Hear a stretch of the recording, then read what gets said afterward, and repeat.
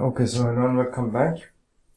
So we are continuing with the miscellaneous examples of chapter 1, and the next question that we have is example number 49, which is show that the number of binary operations on the set containing 1, 2 having 1 as the identity and having 2 as the inverse of 2 is exactly 1.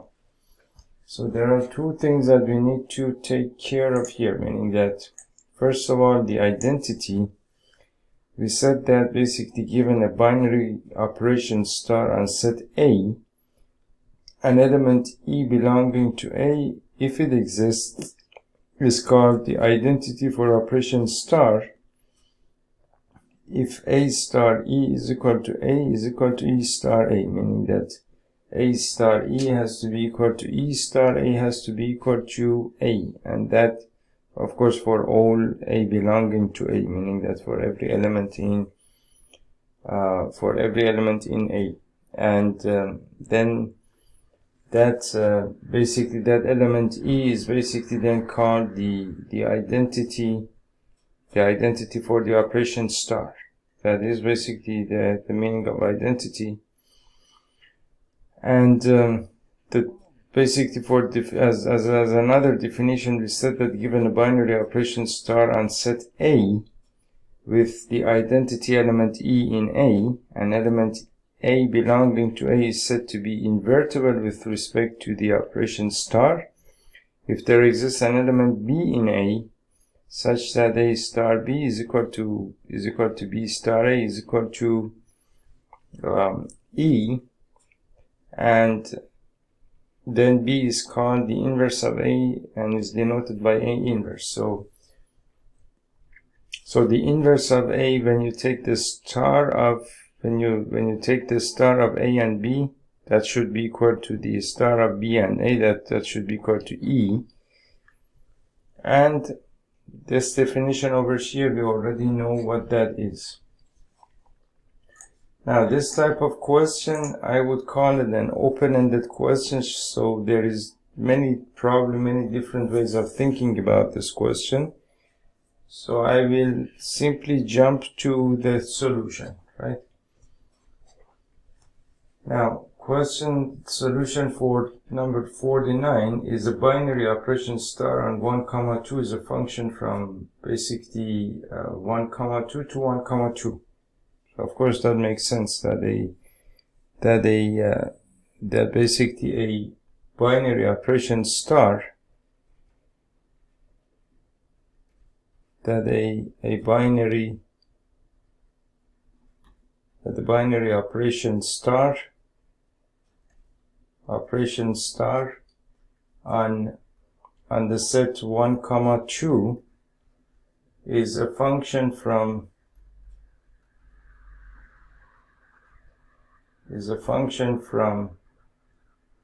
basically the set 1, 2, and basically you take the Cartesian product of 1, 2 with 1, 2, the same set 1, 2. That is a function from now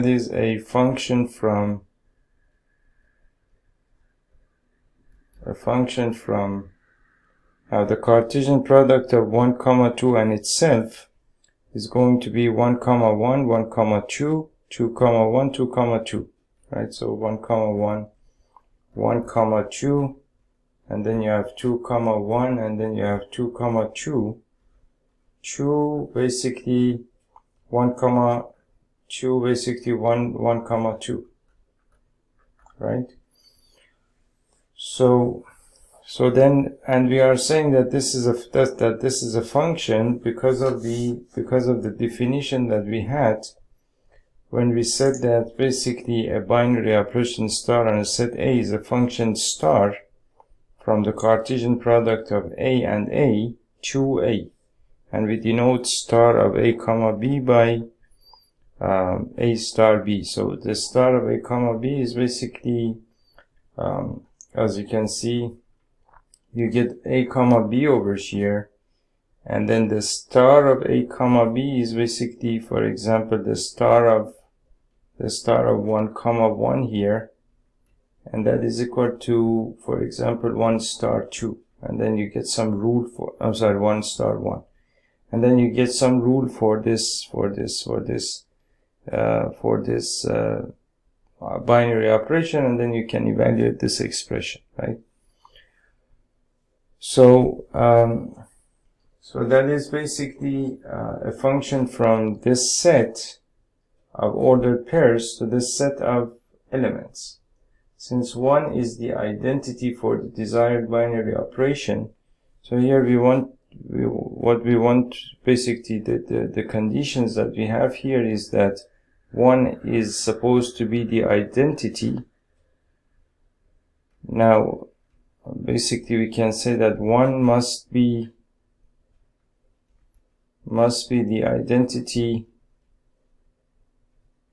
the identity for star, meaning that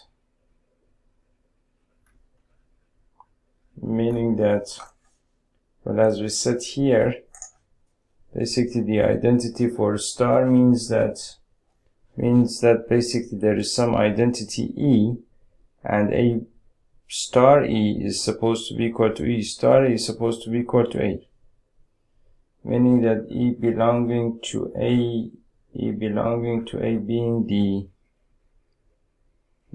the identity for star, we have A star E is equal to A is equal to E star A. So A star E is equal to A star E is equal to E star A. And so that is the meaning of 1 being, now 1 must be the identity for star, meaning that E belonging to A. Of course you can see that E does belong to A, which is basically 1 belongs to A, does belong to A. And being the identity for star, we have A star E is equal to A star is equal to E star A. That is basically, if I take my E as 1, then I can write A star 1 has to be equal to A has to be equal to 1 star A. That is basically the meaning of, in this case, 1 being basically the identity here. And the second part, we are having 2 as the inverse of 2.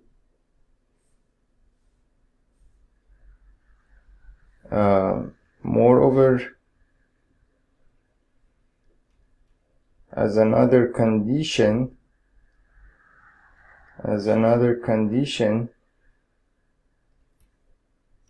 we have basically 2 must be the inverse of 2. We have 2 must be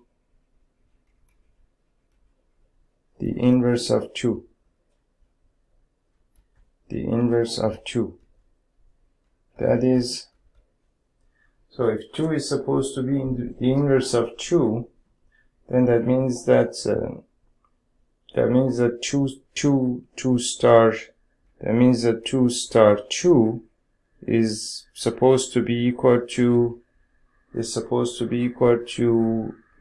E, which is equal to 1, right? So that is basically the whole situation that we have. Now let's see how we can solve this problem. Now basically what we have here, we have, since 1 is the identity for the desired binary operation star, since 1 is the identity, 1 is the identity for the desired binary operation, for the desired binary operation star of 1, 1 is equal to 1. Star of 1, 1 is equal to 1, and star of 1, 2 is equal to 2. Star of 1, 2 is equal to 2. And the only choice left is for the pair 2, 2. And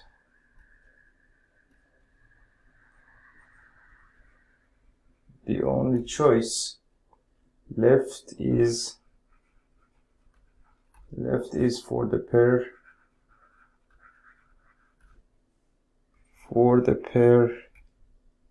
2, 2.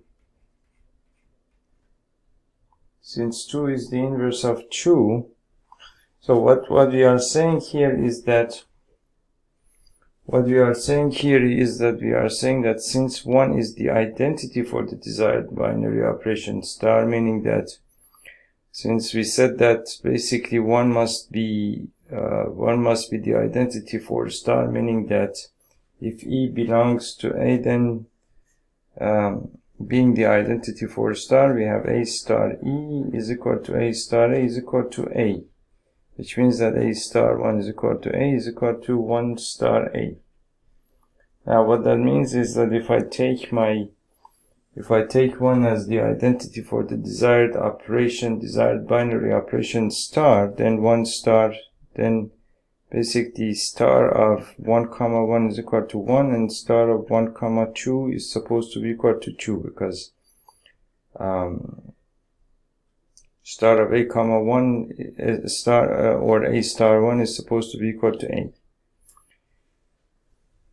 And so what that means is that, and the only choice left is for the pair 2, 2. And what that means I don't understand right now, but let's see what they mean by that. The only choice left is for the pair 2, 2. Since 2 is the inverse of 2, so since 2 is the inverse of 2, that is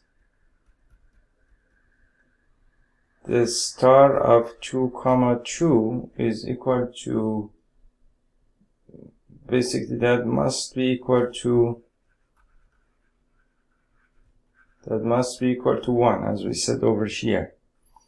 We said that basically 2 is the inverse of 2, which means that since 2 is the inverse of 2, as another condition we have 2 must be the inverse of 2, that is 2 star 2 is equal to E is equal to 1. And that is the same thing that we are saying here, that the star of 2, 2 must be equal to 1. Thus the number of desired binary operations is only 1. Thus the number of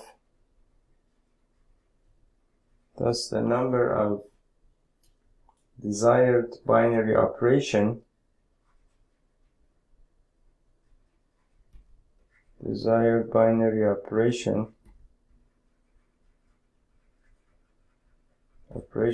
equal to 1, or basically to 1, basically that way.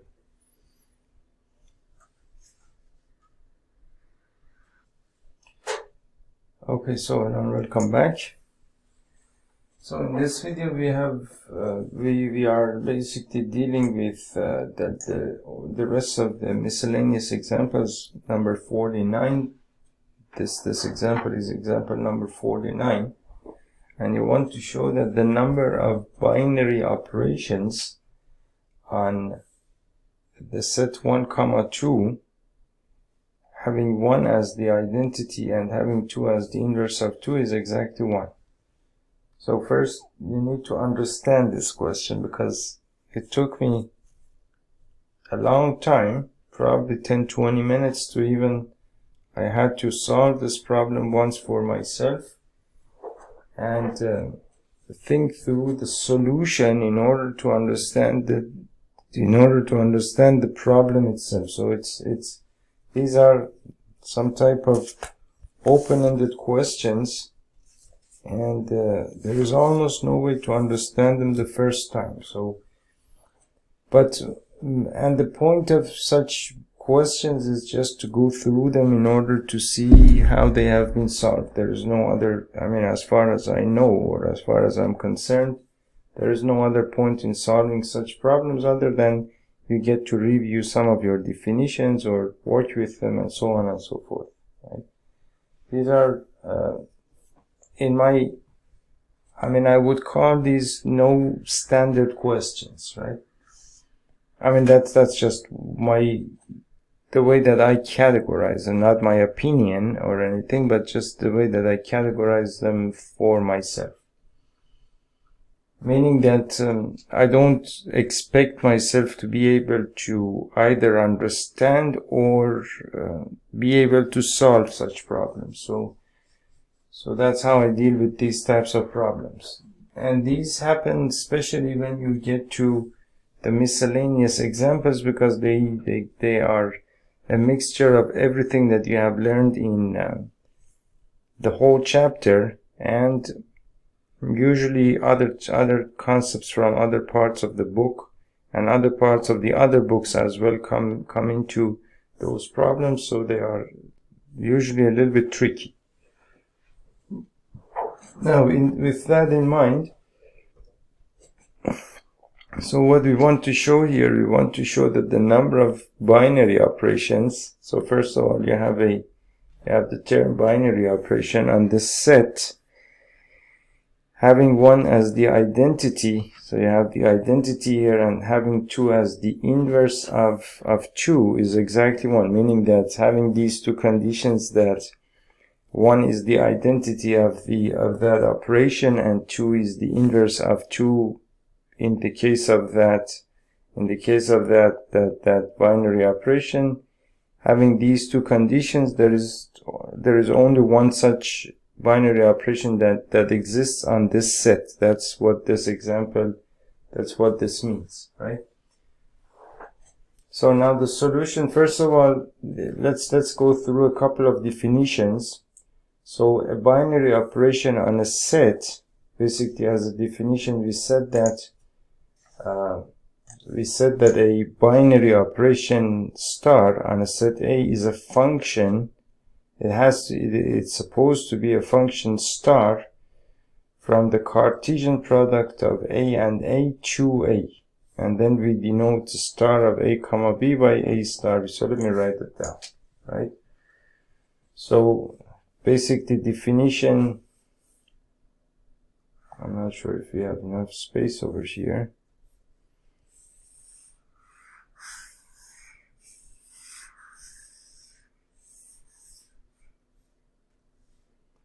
So we said that basically definition number 10, we said that the binary operation star, a binary operation star on a set A is a function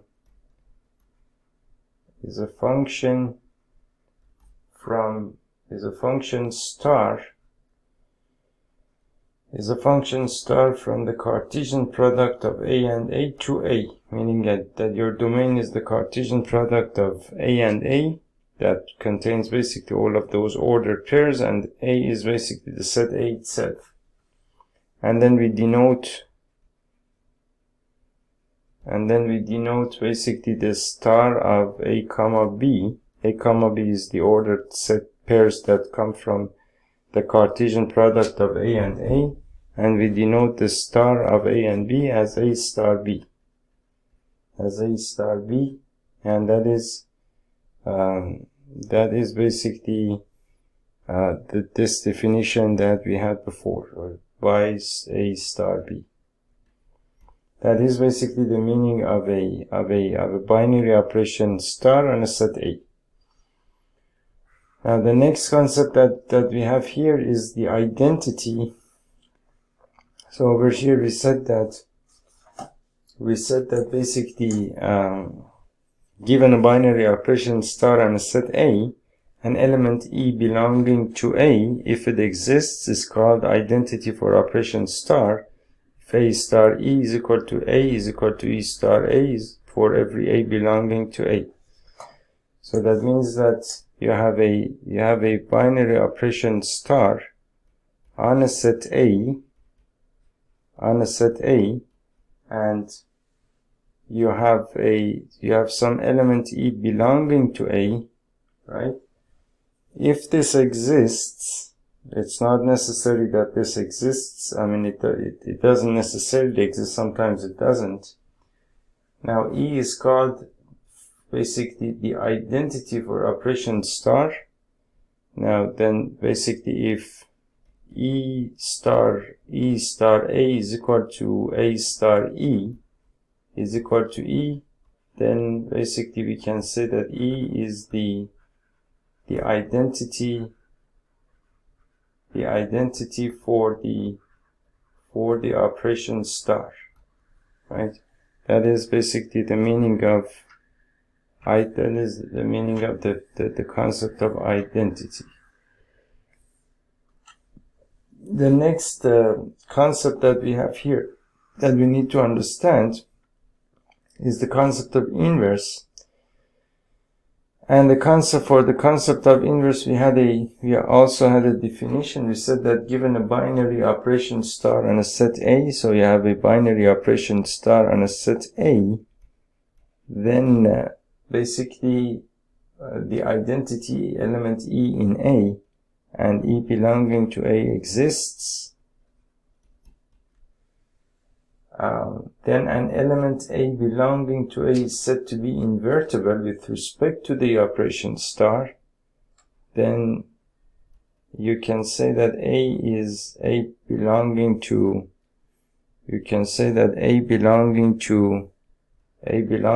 A is invertible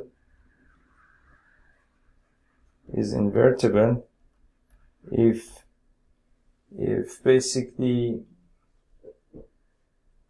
of course, it's invertible with respect to the binary operation star if there exists an element B belonging to A such that A star B is equal to B star A is equal to E, meaning that is equal to the identity element. And then B is called the inverse of A under star.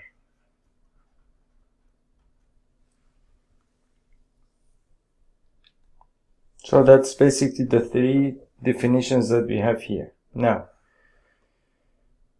basically, then let's go back to the solution here. I don't know what I did over there. Okay. So as the solution here you have basically a binary operation star on this set, a binary operation star on the sets basically 1, 2 is a function from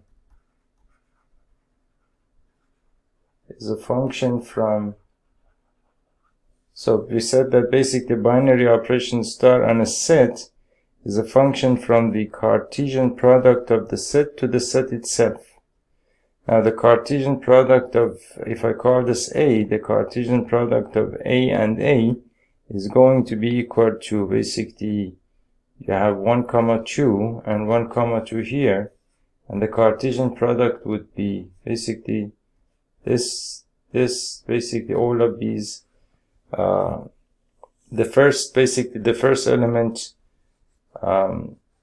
chosen with the first and the second element all the way up to the last element of the second set, and the second element here taken with all of these elements here, and then you have to continue with all of the elements in the first set until you're done with all of the elements that you have in the first set. So then you have 1 comma a 1 comma 1, then you have 1 comma 1, you have 1 comma 2, then you have 2 comma 1, then you have 2 comma 2, and all of these elements. That is the Cartesian product of a and a. And so we said that basically a binary operation star on this set, for example, is a function from the Cartesian product of this set with itself, which would be this set over here, which is 1 comma 1, 1 comma 2, then you have 2 comma 1, then you have 2 comma 2, 2 basically, so it's a function from this set to the set itself, which is basically 1 comma 2, right? Now the point of basically me doing this exercise is just for us to understand the solution. Otherwise I'm just copying the solution. I'm not doing anything new here. I'm just explaining a couple of things and just copying the solution. Now basically in the situation, in the conditions over here, we said that having 1 as the identity, and so since 1 is the identity for the desired binary operation star, since 1 is the identity for the desired binary operation star, so then basically we have 1 as the identity. So down here we said that if basically we have a binary operation star on a set A, and if E basically belongs to A, then basically E is the identity for the operation star, and the relationship that exists between E and each and every one of the members of the set A is that E star A is equal to A star E star A is equal to A star E is equal to E, right? Which means that so we can say that E star A is equal to A star E is equal to E. I'm sorry, it's supposed to be equal to A, I suppose, right? It is supposed to be equal to A. I made a mistake here. So the identity here, A star E is equal to A is equal to E star A, right? It's equal to A, not E. It is equal to A. So what that means is that now you can see that 1 exists in these 3 ordered pairs, meaning that therefore we have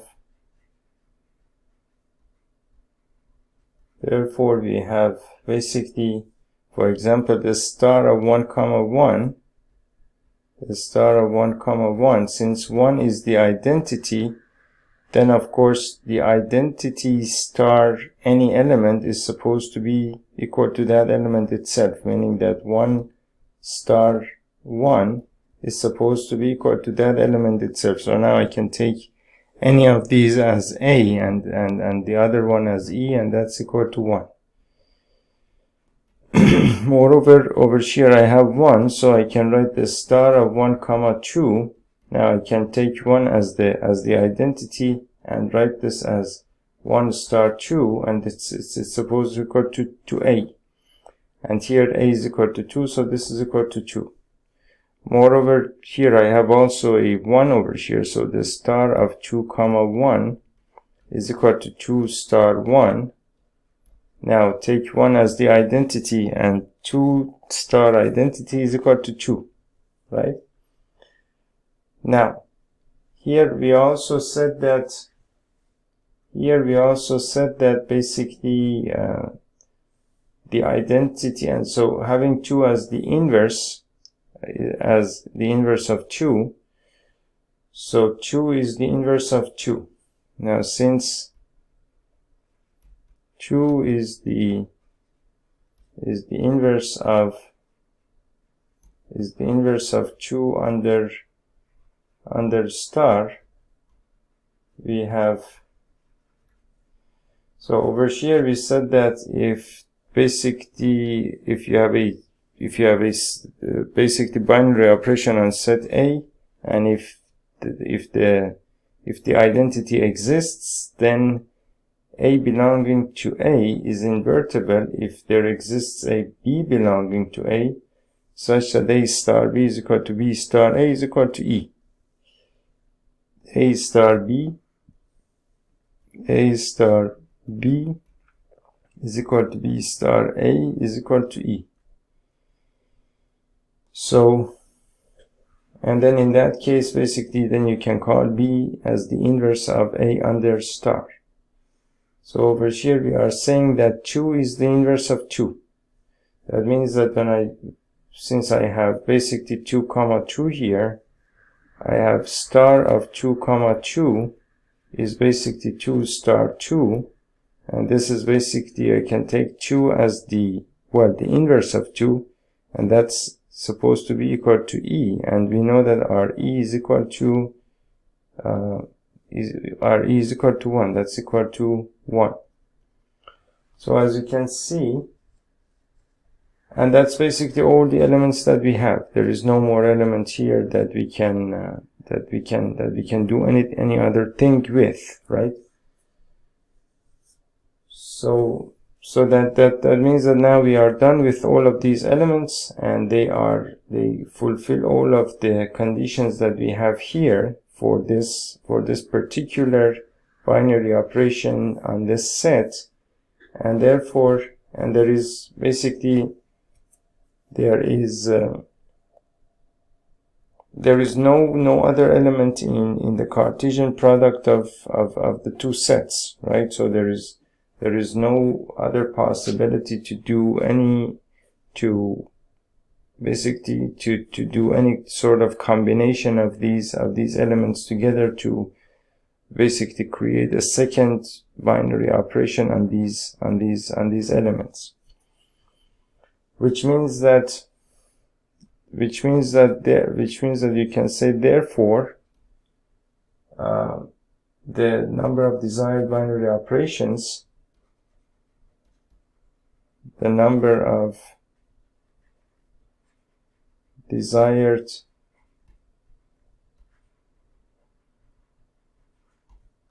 binary operations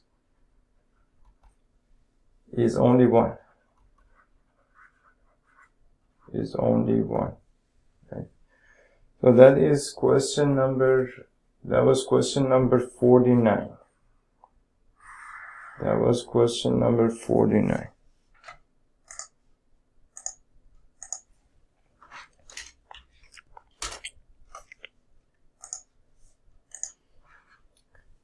Now example number 50.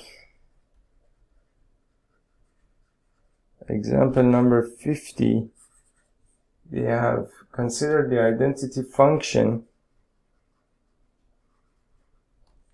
Consider the identity function I of n is a function from n to n. I of n is a function from n to n, defined as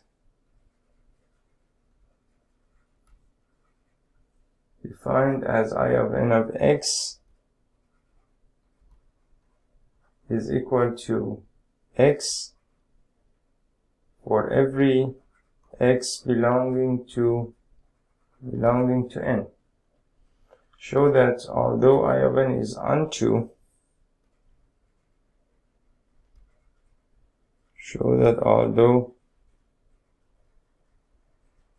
although I of n is onto, but I of n plus I of n is a function from n to n defined as,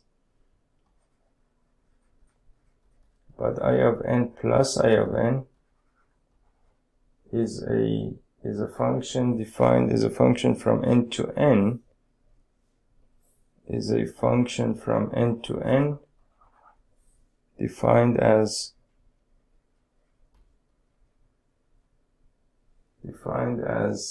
I of n plus I of n of x, I of n plus I of n of x is equal to I of n of x, I of n of x plus I of n of x, which is equal to x plus x, which is equal to 2x, is not onto. Is not onto. Okay, so that's the question. Okay, so about this question, so you want to show that basically you want to show that although I of n is onto, so let me start from the very beginning. So you have the identity function I of n, which is defined from n to n, which is a function which goes from, and this is an identity function. So an identity function is basically the kind of function that that is defined on some set, and if basically a function is an identity function on that set, then whatever element from that set that you enter into that function, then the same element you are going to get back from that function. Meaning that, for example, if you have I of n as an identity function on the set n, and that is defined as I of n of x is equal to x, right? And I of n is basically, well, the exact same example. I of n is a function from n to n. So this function I of n is defined on the set of natural numbers. It goes from the set of natural numbers to the set of natural numbers, meaning that your domain is the set of natural numbers, your codomain is the set of natural numbers. And now if this function of course is onto, then of course the range of your function is the same as your codomain of the function, meaning that all of the elements in the codomain are going to be the images of some element in the domain of the function. Now what this function does is that since it's an identity element on this set, on this element, on this set n, whatever then the set of natural numbers is, as you know, 1, 2, 3, and so on and so forth, right? What that means is that if you enter 1 into this function, you will get a 1. If you enter 2, you'll get a 2. If you enter 3, you'll get a 3, and so on and so forth. And that's why it's called an identity function on this set. So that's the first part of this question. And so that is basically that. Now you want to show that now you can imagine that here I of n is basically I of n of x is equal to x is onto, or you can say that it's surjective, because you can see that the set of natural numbers here and the set of natural numbers here, and you have the function I of n here, right? And so, for example, you have the elements 1, 2, 3, and so on and so forth, 1, 2, 3, and so on and so forth. So, now each and every one of these elements is allowed to be entered into the function, meaning that 1 can be allowed to the function and you'll get a 1, that therefore you will have this mapping here. 2 will be mapped to 2, 3 will be mapped to 3, and so on and so forth. Meaning that each and every element over here in the domain of the function, will be mapped to each and every element in the codomain of the function.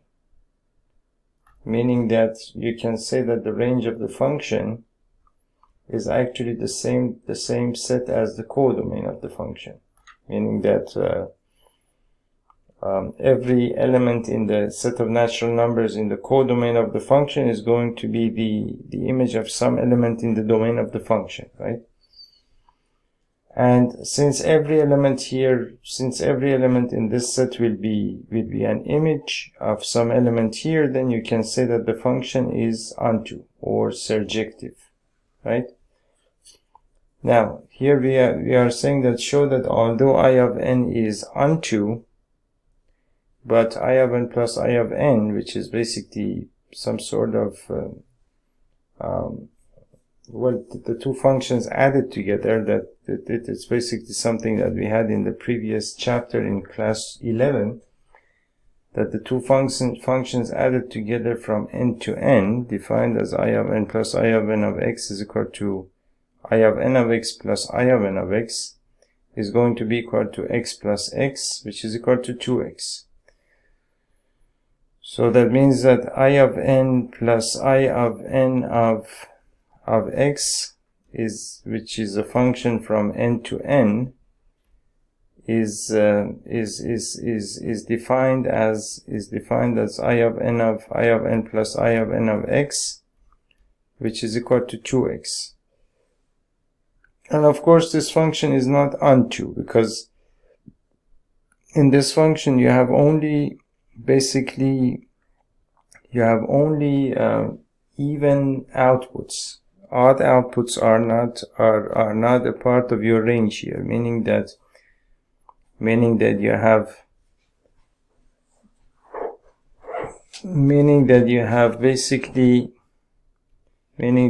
the set of natural numbers here, and you have the set of natural numbers here, right? And so basically, for example, you see that 1 is mapped to 2. 1 is mapped to 2. 2 is mapped to 4. 3 is mapped to 6, and so on and so forth. So all of these elements, for example, 1, 3, 5, and so on and so forth, are not the images of any of the elements in the domain of the function. So this function is not onto. And so as the solution you can say that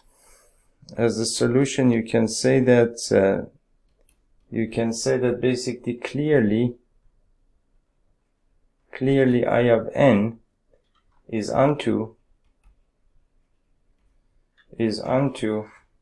and well, the condition that you can use for a function to be onto is that you need to show that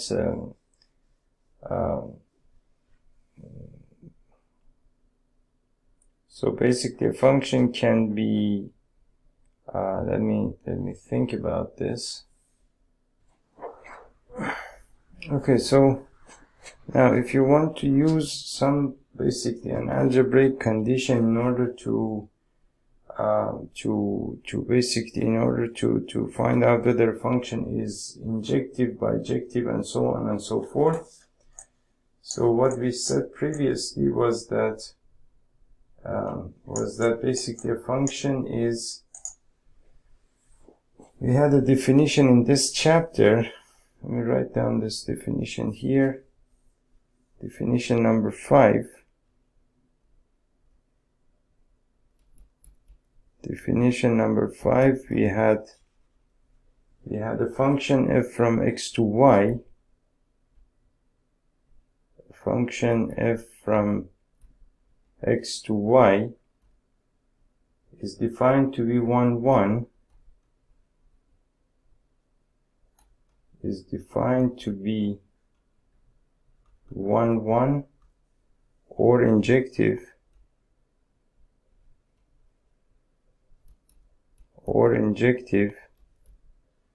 if the images of distinct elements of x if the images of distinct elements of X under F are distinct. Under F are distinct. So if the images of distinct elements of F under of the elements of X under F are distinct, that is that is for every x1 comma x2, for every x1 comma x2 belonging to X, f of x1 is equal to f of x2 implies that x1 is equal to x2, right? So that's a condition that you can use for a function to be injective or 1-1, and then you can say that otherwise f is called many 1. F is called many 1. So that's one thing. So that was definition number 5, and definition number 6. Definition number 6, we said that the function f from x to y, we said that the function f from x to y is said to be onto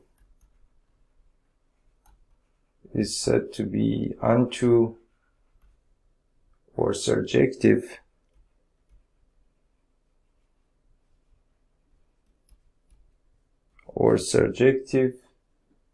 if every element of y is the image of some element of x under F.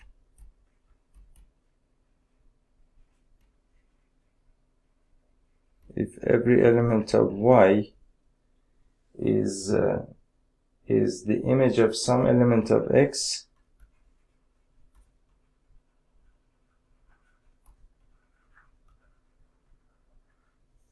of some element of x under F, that is for every y belonging to y, that is for every y belonging to y, there exists an element x, there exists an element x belonging to x such that f of x is equal to y, right? Now, so this function is called onto or surjective if every element of y is the image of some element of x under F. Now, we had another definition here, and that was definition number 7. Definition number 7, and that was basically a function f from x to y. A function f from x to y is said to be 1-1 and onto. Is said to be 1-1 and onto. Said to be 1-1 and onto, or basically bijective,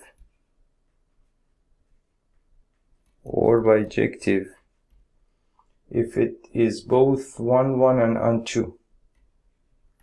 If it is both 1-1 and onto. So basically there you have basically there you have 1 1, and then you have injective, and then you have many 1 over here as well.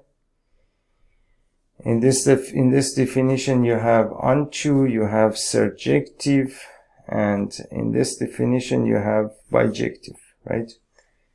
Now, so basically, the condition that you can use for a function to be basically injective or 1 1 is that for every x1 x2 belonging to x, f of x1 is equal to f of x2. That implies that x1 is equal to x2. That's the condition that you can use, and that we use this extensively in order to check whether some functions were injective or not.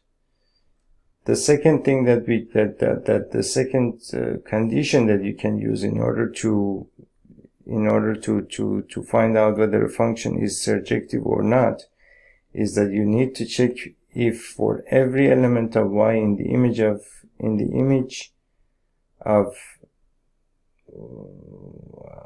or if every element of y is the image of some element of x under f, that is, for every y belonging to y, there exists an element x belonging to x such that f of x is equal to y, and then we usually use the concept of the inverse of a function in order to find that out.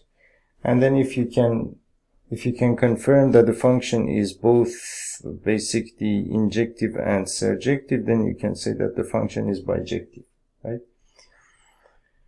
So now coming back here, if you want to find out whether this function I of n, for example, is injective, then by definition you say you have basically you have I of n is a function from n to n, and it's defined as I of n of x is equal to x.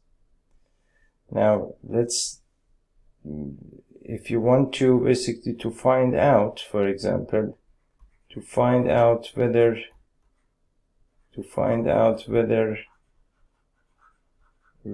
basically I of n is injective, you need to find out whether basically if for f of x1 is equal to f of x2 implies that x1 is equal to x2 for every x1 and x2 belonging to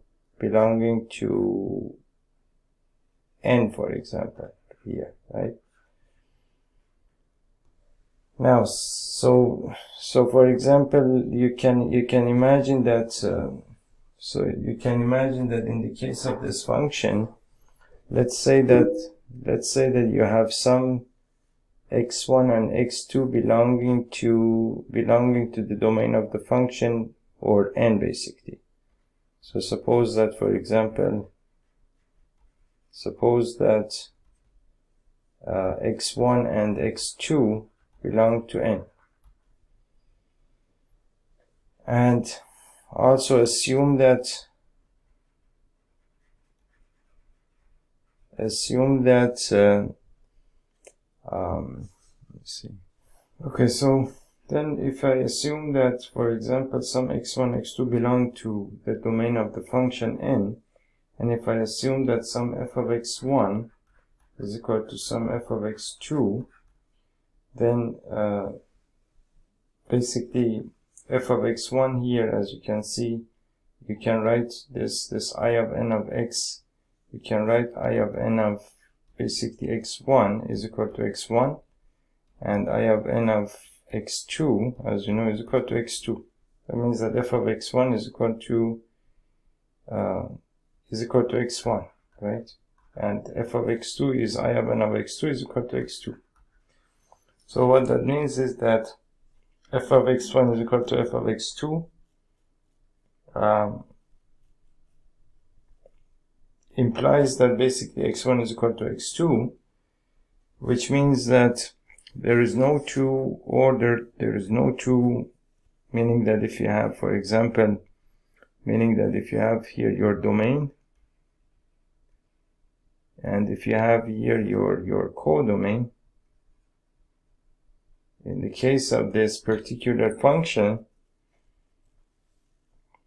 every distinct element here is mapped to some distinct element in the range, and there is no way that basically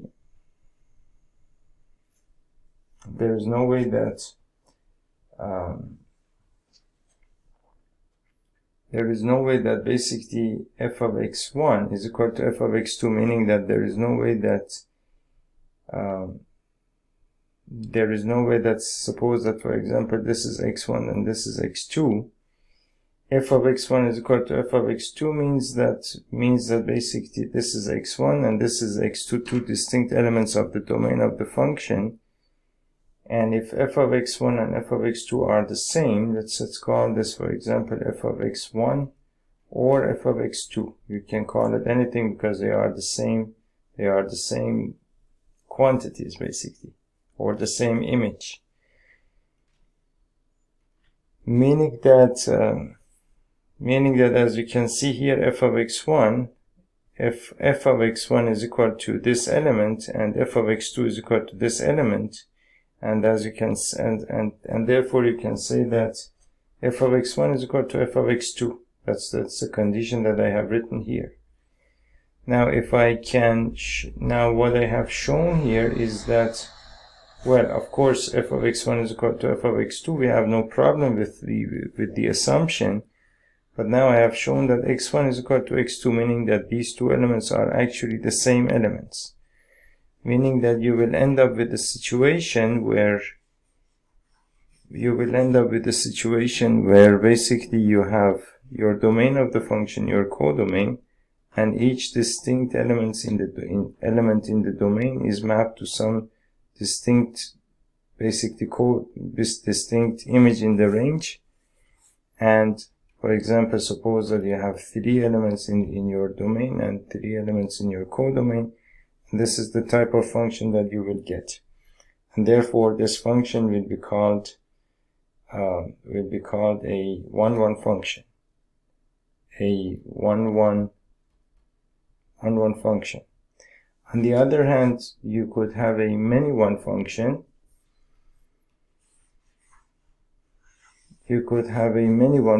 Now I'm using this example in order to review a couple of basically things that we have learned before. Otherwise I shouldn't really, there is no need to talk about these over here. But you could have a many-1 function in which case you have, for example, these 3 elements and these 3 elements here, and basically you have this type of situation here, and then you can see that the image of these two distinct elements is the same element here. This is called the many-1 function.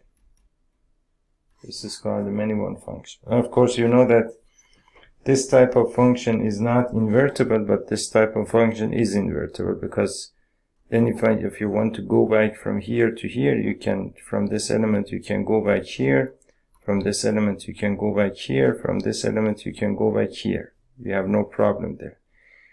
But then in the case of this function, from this element, of course, you can go here. From this element, you can go here. From this element, you can go here. But then in the other direction, if you want to go back from this element, you would end up with this, with 2 elements. And so therefore, the inverse is not going to be a function, right? Now, let's not talk too much unnecessarily about these things, but I just wanted to show you that basically a couple of things here. And so to show that basically a function is 1-1, then you can use this condition. Now,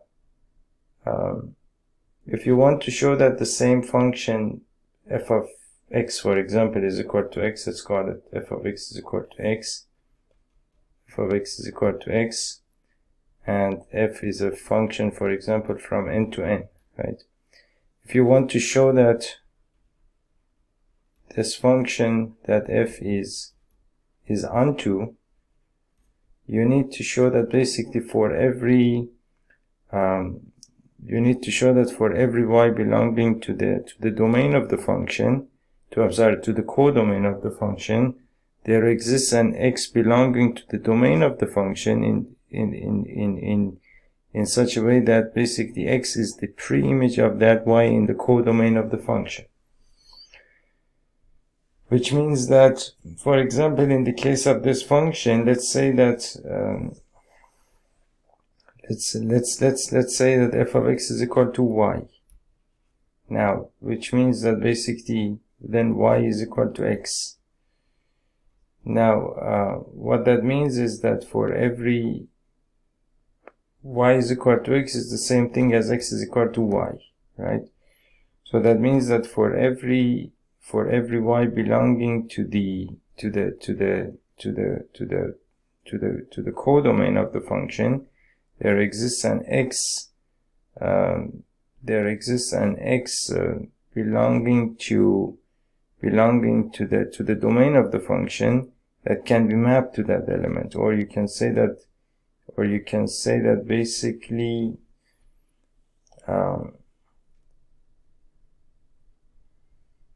you can say that basically f of y in this case, f of y is equal to y. You can say that f of y is equal to y, meaning that for every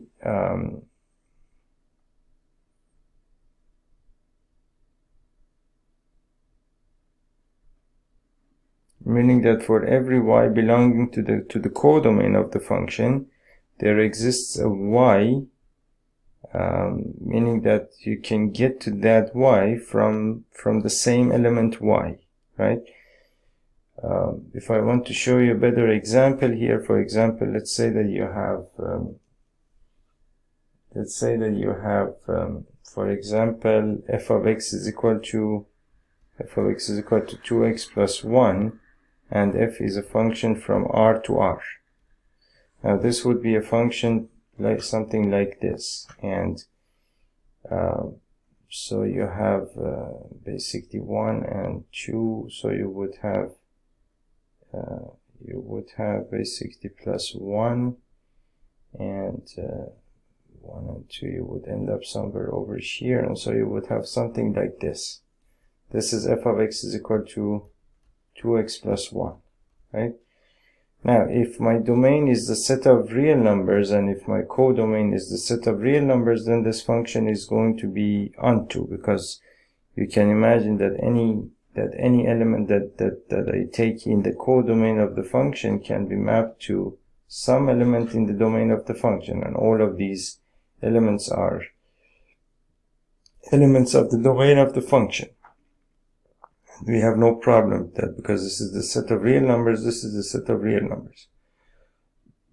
Or if I take this element, I will find this element that it can be mapped back to that. Or if I take this element in the codomain, I will find this element that can be mapped back to that, right? Now, what's important here is that if I take basically my f of x, if I take that as y, if I take f of x as y, meaning that if I take the range of this function, as y, then set y is equal to basically f of x is equal to 2x plus 1, then you can say that y is equal to 2x plus 1, and then if I find x in terms of y, I'll get 2x is equal to y minus 1, and so what that means is that x is equal to y minus 1 over 2. That means that if I calculate over here f of y minus 1 divided by 2, that takes me to y.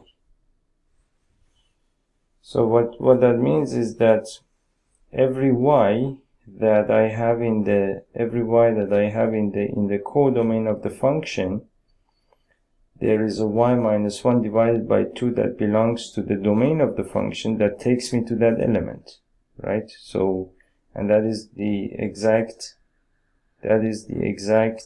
meaning of the sentence that the statements that we said over here. For every y belonging to y, there exists an element x belonging to x such that f of x is equal to y. That's the meaning of that, right? Now, so based on this whole discussion here, I just wanted to review some of these things that we have done before. Now, so let's continue basically the continuation of this discussion in the next video. And in the next video, we will talk a little bit more about this exercise, and we will finish it, right? So I'll see you in the next video. Thank you.